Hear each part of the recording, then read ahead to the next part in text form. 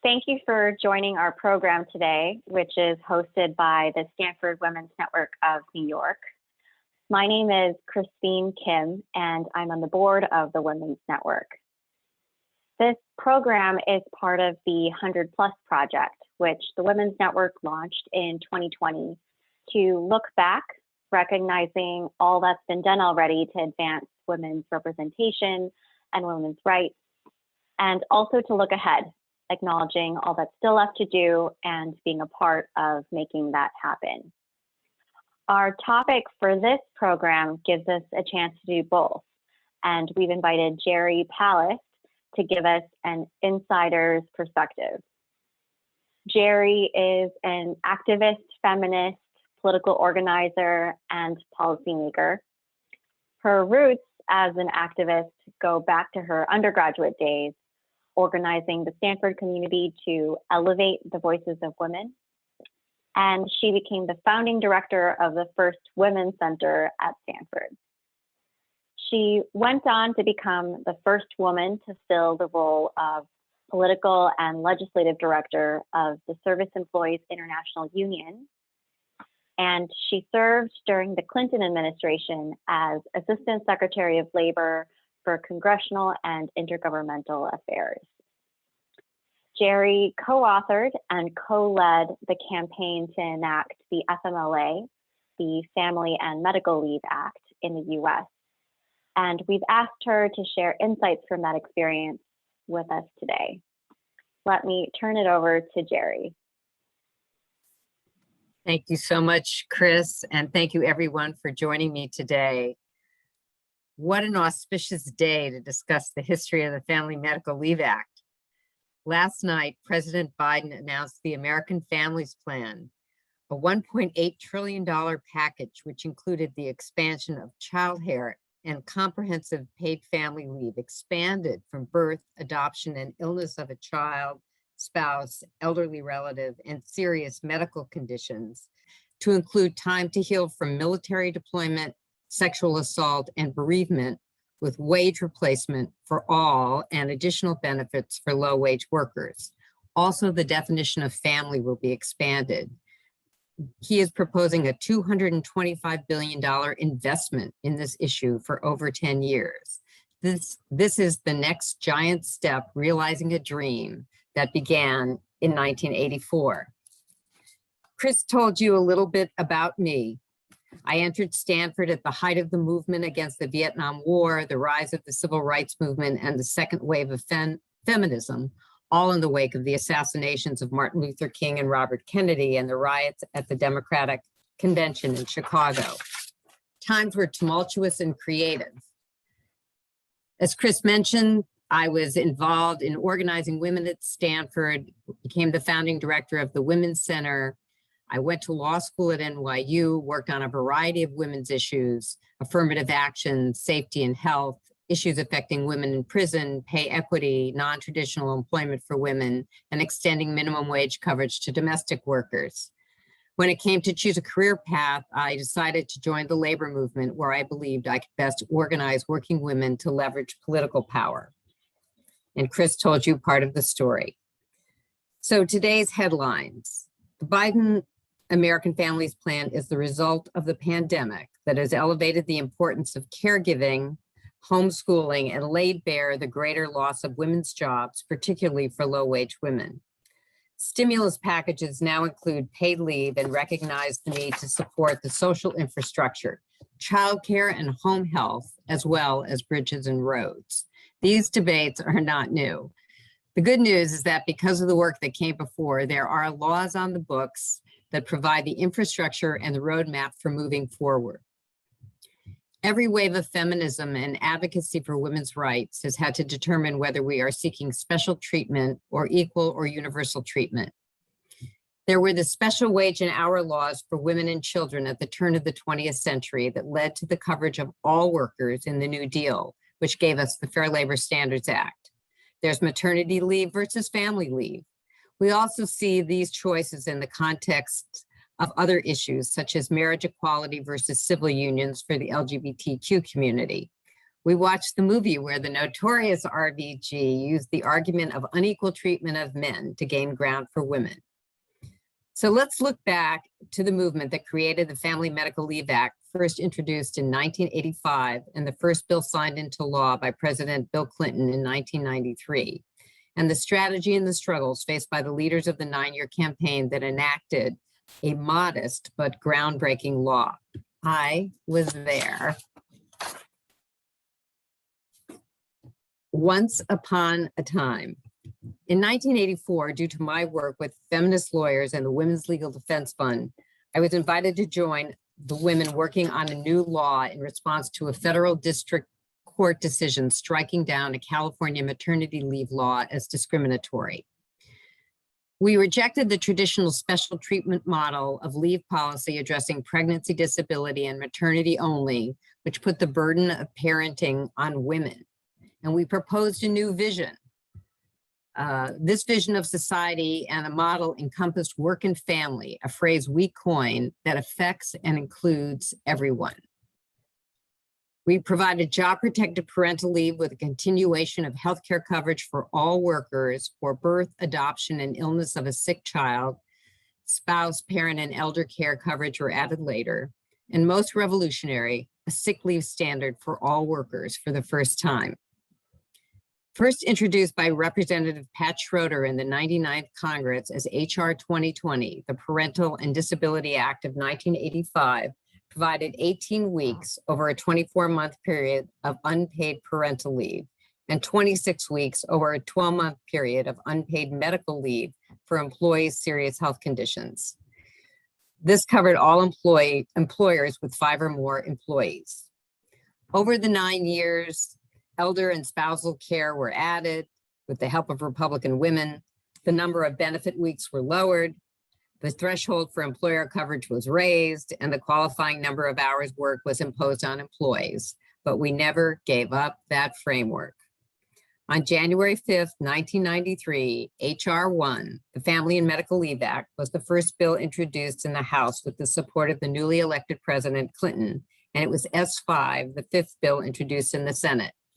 On January 20th, 1993, as President Clinton was taking the oath of office, before cell phones and PCs, I worked with 2 of my colleagues to write testimony for the first hearing of the administration on January 22nd. Labor Secretary Robert Reich and I sat at the Labor Department on the first day of the administration, finalizing the testimony and prepping for questions. We were told by the Career Council that the Office of Management and Budget needed to clear the testimony. Leon Panetta was the OMB director. Bob said to me, "Call Leon." We did. He cleared it sight unseen, and we were off and running. I was at Reich's side at the hearing when the mere suggestion of a paid leave commission raised Republican suspicions that this bill was the camel's nose under the tent for full paid leave coverage for the entire workforce. And so we quietly wished. On February 4th, 1993, after 9 years of battles with business, FMLA, twice vetoed by President George Bush, providing 12 weeks of unpaid family and medical leave for employers with 50 or more employees with a commission to study paid leave, passed by a vote of 247 to 152 in the House, followed by the Senate vote of 71 to 27. On February 5th, President Clinton signed the bill into law.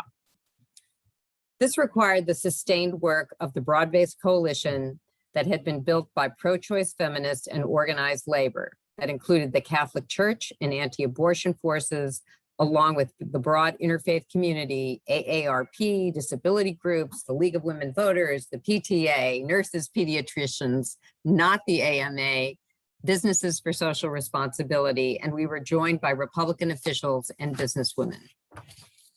This bill is also an excellent example of national policy designed to help employees navigate the complexities of work-family conflicts occasioned by the enormous influx of women into the workforce. It also was part of the rise of the movement to ensure equitable treatment. It's an excellent example of a sustained and organized effort to achieve such policies, and the fact that it took so long to enact such a modest policy, mere unpaid leave, shows the difficulties confronting family advocates and can inform current and future efforts to move forward. Thanks, Geri.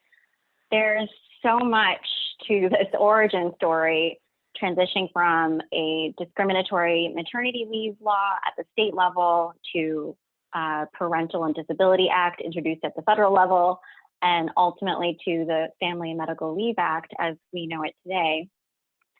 Now, we don't always have the chance to ask someone from the front lines of getting a bill signed into federal law for a primer on the law. Could you walk us through the key elements of the policy? Absolutely. The significant elements of the policy, in addition to the coverage, which you've already heard about, is that we really wanted to establish a national policy, a national vision for a family and whose responsibilities it was to take care of our families, both at home and society as a whole. So we wanted that national vision, and we wanted at least a minimum standard like minimum wage. Second, we wanted gender neutrality. It had to apply to men and women. That's what we thought about at that time. But the way the bill is written, and certainly the new Biden law, will include a broad definition of gender. Also a broad definition of family.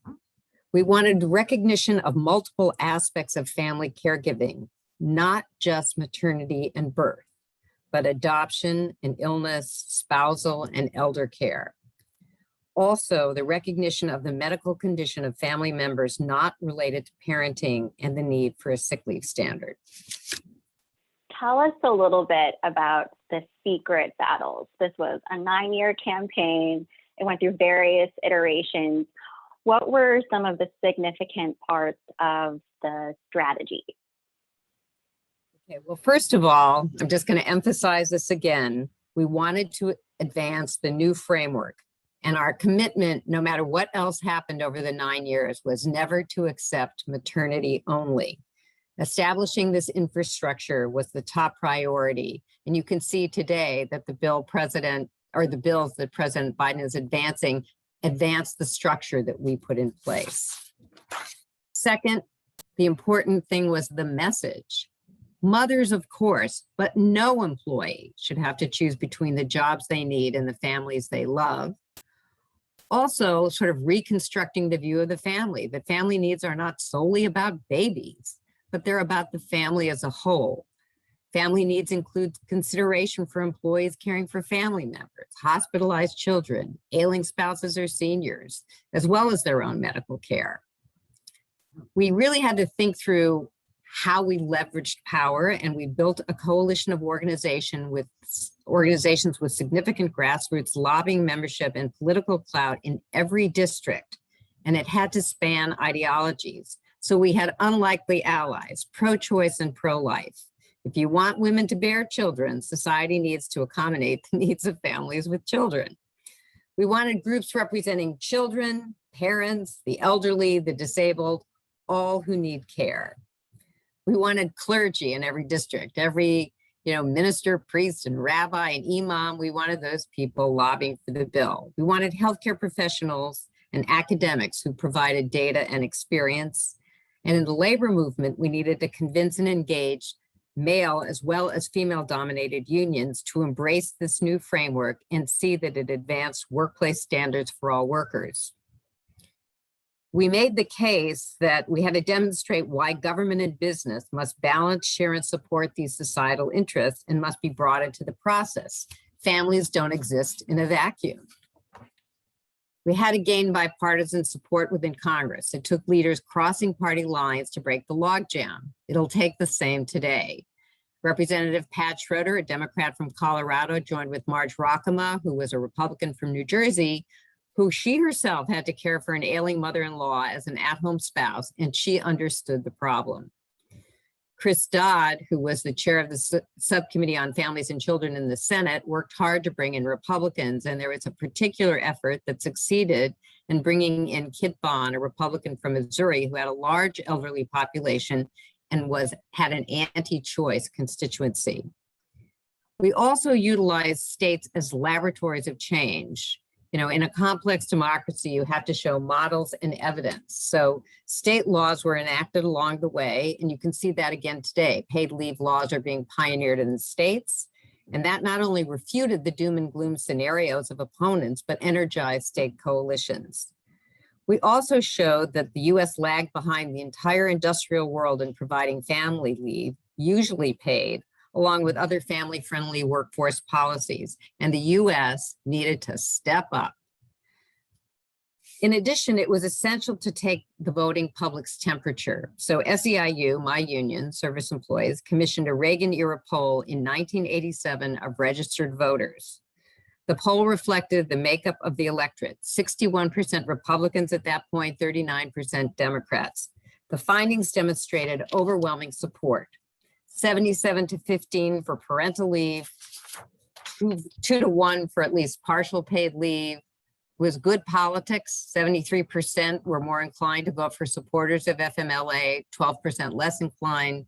And on other policies as part of a New Deal, which I'll discuss in a minute, where 53-44 were willing to pay for expanded childcare programs, 71-20 for increased minimum wage, and 2-1 for requiring employers to provide health insurance and pay 80% of the cost and subsidize low-wage workers. You mentioned the coalition building in industry, the academy, religious groups, and you noted the bipartisan efforts within Congress. And the poll information is also really interesting to think about, especially as we compare with what that might look like today. But at the time, what did the opposition argue, and how did you counter that?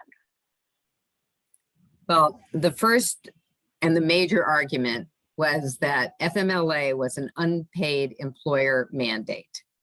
And we countered that, and it's interesting that Biden used some of these arguments as well in some of the paperwork that was issued around the plan, that family leave is good and cost effective for business, that it creates continuity for good workers, increases morale, lessens turnover, and is consistent with other wage and hour laws like the minimum wage and overtime. We won that debate. Women with children should not work outside the home. Interesting. We countered that's a losing battle, since the economy at that time was requiring two-earner families, and they had to acknowledge that the majority of single heads of households were women. Last, they wanted it to be voluntary for business. That's what Bush argued the 2 times he vetoed the bill. First Bush, the 2 first times and second time he vetoed the bills. But there is absolutely no evidence that business left to its own devices would deliver. That's clearly, among others, an issue that's still on the table today. We were talking right before this, but there was a study released earlier this month. It was co-authored by Stanford professor Maya Rawson-Slater, looking at the impact of paid family leave on business. And that study included a survey of employers in New York after New York passed its law in 2016 for paid family leave.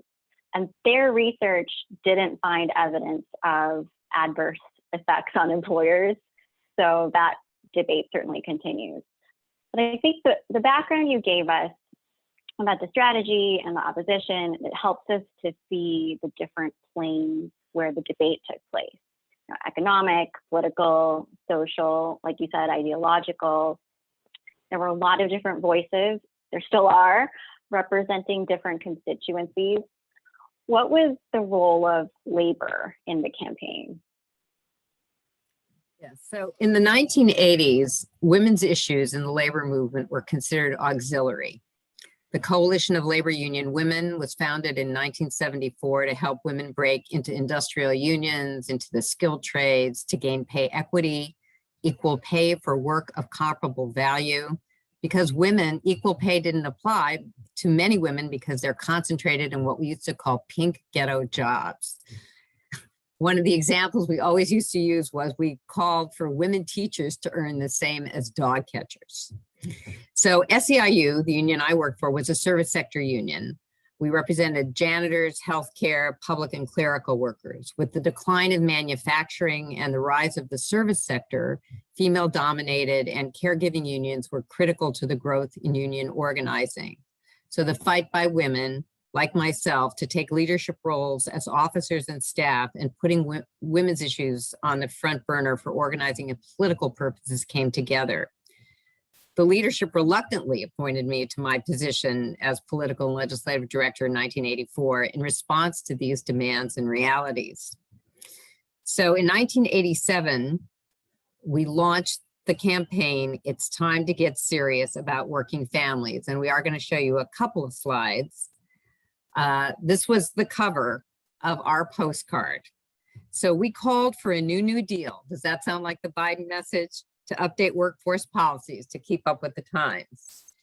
Karen Nussbaum, founder of 9 to 5, and the SEIU president, John Sweeney, published a book called Solutions for a New Workforce. We called for the enactment of FMLA, childcare and healthcare for all, after-school policies, flexible work schedules, living wage, pay equity, along with equal pay. SEIU developed this family postcard, and it was adopted by unions and allied organizations, and it supplied the tools for community organizers to turn this issue into a vehicle for social change. As you can see, the packet projected the image of a father with children, and the inside of the postcard, it did actually lay out the contents of the bill, and we got the number 925, so it was HR 925. You know, our union was actually the union that the movie was based on. And we provided these postcards, which you can see, for the recipients to not only mail in, but give to their friends to take action. So the effort also brought work and family policies to the bargaining table between employers and employees. So our goal in all of this, the enactment was not the conclusion, but another step in the advancement of policies that shape a more just and equal society. And what ended up happening is that Karen Nussbaum, who came out of SEIU, was appointed by Clinton to head the Women's Bureau. And I was appointed to my position, and he put the feminists in charge in the administration, in charge of the regulatory efforts within the administration. So we brought the outside in, and we remade government from the inside out. And you can see that that's taking place today. That's a perfect segue to shift us to today. The world looks different now, especially given the pandemic. You know, so many people are still working from home. There's been a lot of discussion on the disproportionate impact of the pandemic on women, among others. And work and family, the phrase that you and your colleagues coined, has a completely different look and feel than it used to have. And you were showing us the image of the 1987 campaign, It's Time to Get Serious About America's Working Families. And with the announcement yesterday from the Biden administration putting forward the American Families Plan, it really is top of mind. What's your take on today's challenges? As you say, Chris, the challenges are enormous. And, you know, the stimulus plans have actually put some paid leave provisions in place. But really, the only structure that exists is the bill that we passed in 1993. So the Department of Labor reported last year that, you know, with the current family leave policy, only 56% of all workers are eligible for this job-protected FMLA, again, for the employers with 50 employees or more, and it excludes many new and part-time workers.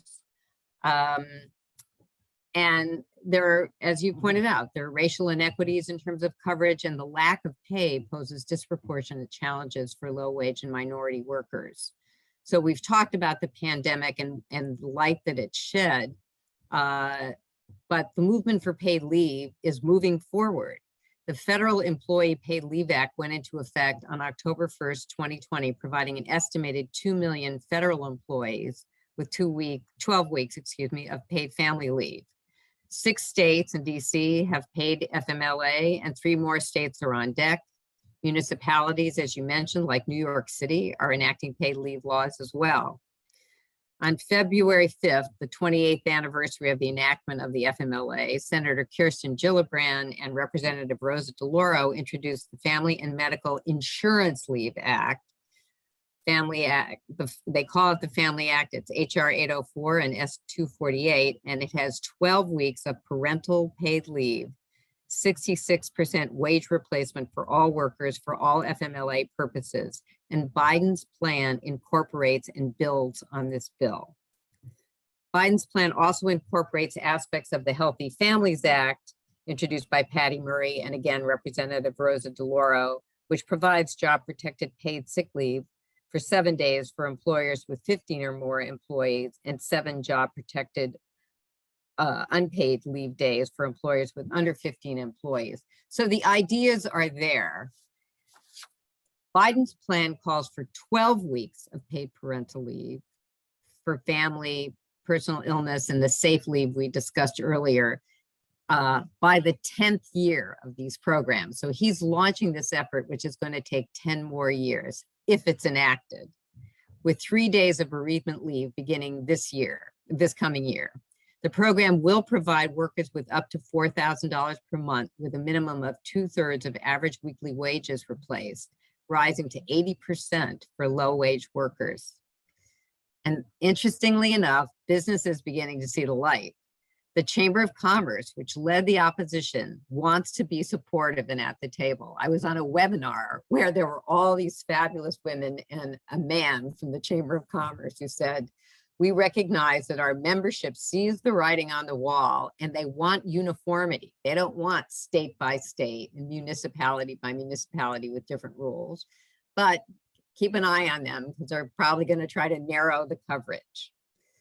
Remember, these proposals are going to require the same broad-based coalition to overcome the polarized Congress that we face. You know, Joe Biden announced this last night, but it's just a proposal.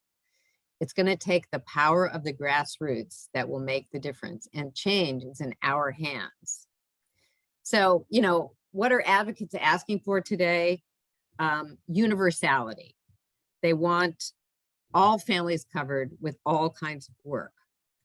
They want to move from an employment-based system, doesn't this sound like healthcare, to a universal model like Social Security or Medicare to extend coverage to the remaining 44% of the workforce. And again, emphasizing coverage for low-wage workers, people in the gig economy, the part-time economy, and workers in small business. Advocates are calling for 6 months of paid leave. And we can see that President Biden heard the call and is taking action. So the history and the legal framework that we put in place did indeed provide the infrastructure and the roadmap for today's movement to advance paid family and medical leave and family-friendly policies. So I urge you to take action on these bills and think about bringing these ideas to your workplace. Change is in our hands. I think it would be healthy for us to take that as a call to action here. On that note, I'm going to invite our listening audience to participate. And Geri, thank you so much. I'm going to jump right into questions from the floor, or the virtual floor, as it were. We have one question asking, can you please say more about how you coined the term work and family and what your thinking was at that time about inventing that term? Thank you for the question. Well, what we were thinking a lot about was the fact that, you know, as I said, women were considered auxiliary in many ways, not just in the labor movement, but we weren't really seen as an active part of the workforce. And we were still being characterized as mothers or not mothers. I can tell you one quick story. I worked on issues of health and safety in the industrial trades, and women were told that if they wanted to work in an auto plant or a steel plant, that they had to get their tubes tied because they were seen as vessels of fertility. I mean, it's really pretty shocking to think that that happened in the 70s and 1970s and 80s. We worked on, the same group of people worked on reversing those policies as well. But in any case, what we were trying to get people to envision is that work and family come together, that these are not independent universes, that the society needs people to work, they want healthy families, and we need to think of these things coming together. And that's where that image came from. I'm glad we got that question because I wanted to ask it too. We have another question, which is, why do you think the US has been and continues to be lagging behind most European countries on family issues? Well, I think there are quite a number of explanations for it. I think partly the politics and the ideology of the United States has always been about the individual. And the power of the labor movement in this country has never really been as forceful as the power of the labor movement in Europe. So, for example, at its height, the labor movement barely represented 50% of the workforce. And, you know, it was part of the new, thank heaven for the New Deal that gave us the NLRA and put the force of the government behind people's right to organize. And it's really refreshing to hear Joe Biden talk about the right to organize as he did last night, which is pretty incredible coming out of the mouth of a president of the United States. In Europe, labor unions have been part of the government. They're part of the political parties. They're part of the labor, business, and government are kind of a tripartite universe. And so a lot of policies were constructed in much more of a, if you will, social democratic or socialized approach. I did hear there's an organization now, it's about 5 years old, called PLUS. It's paid leave for the US. And I heard the woman who runs it in an interview, and she posited, I haven't seen evidence to this effect, but that one difference in the current universe is that after World War II, the United States was trying to push women out of the workforce. We had Rosie the Riveter, and then we said, no, women have to go back and put on the aprons and go back in the kitchen. And what she posited was that in Europe, there were no men left because they were all killed in the war. And so they had to make it possible for women to come into the workforce and still have children.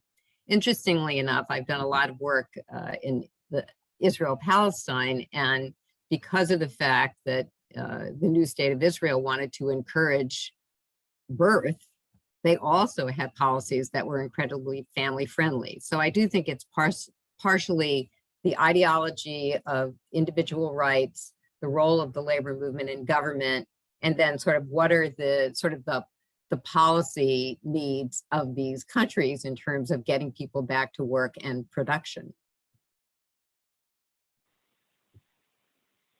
We have another question that's somewhat related. The question is, did the negotiations and discussions that you were part of in the campaign, did they reference the global landscape for family support? So what may be happening, working or not working for other countries? Is the US ahead of other countries in areas of family support? And is it a pipe dream to imagine that the US could mandate paid parental leave? So I think I referenced this before. Definitely one of our key arguments that we dealt with repeatedly, and we kept showing that the US was the only industrialized country in the world that did not have some kind of family leave, usually paid leave, and other family policies, including childcare and healthcare support. The fact that it took us 9 years to get unpaid family leave, and the fact that basically federal laws haven't changed over nearly 30 years shows you how difficult it is to make that change. Now, I think the mood has changed. So the fact that even in the Trump administration, there was this improvement for federal employees, the workforce that they can change without having, major legislation, shows you something. And the fact that, these bills by Gillibrand and Patty Murray and Rosa DeLauro have been sort of bouncing around the Congress since 2013, 2014, in some version, never getting, very far. But today, I think the President of the United States has put his imprimatur on this and wants to put the weight of the administration behind it. So I think we have a chance. The other thing I will say is that there are businesses now that are stepping up to the plate, and there's a real effort to get corporations and businesses to, we have set a minimum standard here, but to get those companies to actually become the models. All right. One more question, slightly different topic. This person would love to hear more about your years at the union at SEIU. In what ways do you think your work changed SEIU or the movement in general? And they read about the work to bargain for family benefits in the 1980s, but would love to hear your perspective on that effort.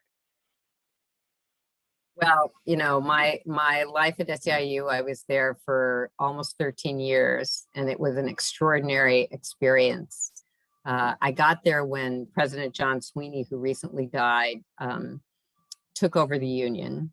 And from the very beginning, as I said, the women office workers, which was led by, many of you may have seen the documentary on PBS only a few weeks ago on the founding of 9 to 5.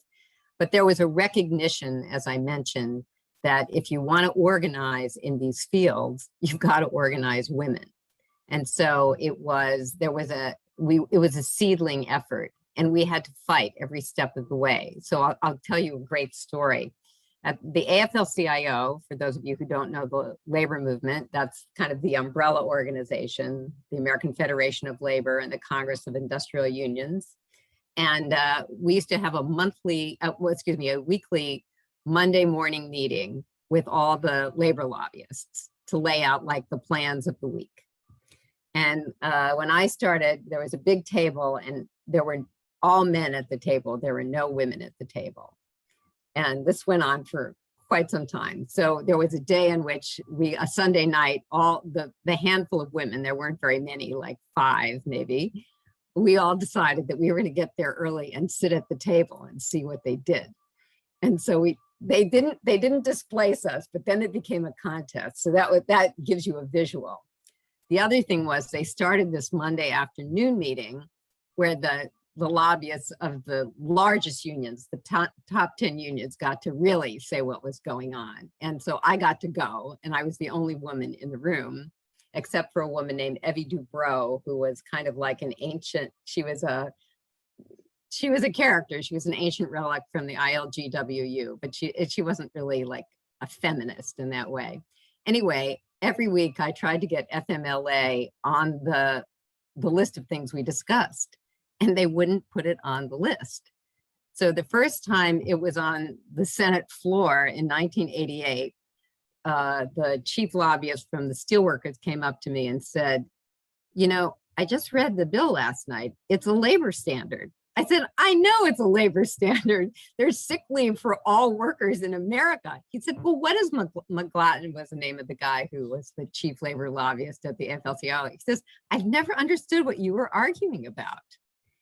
And so, that was a real turning point. And I'll just say that, given that it was the first bill signed into law, every time that Bill Clinton went to a labor event and he said, and I signed the Family Medical Leave Act into law, I always had to laugh.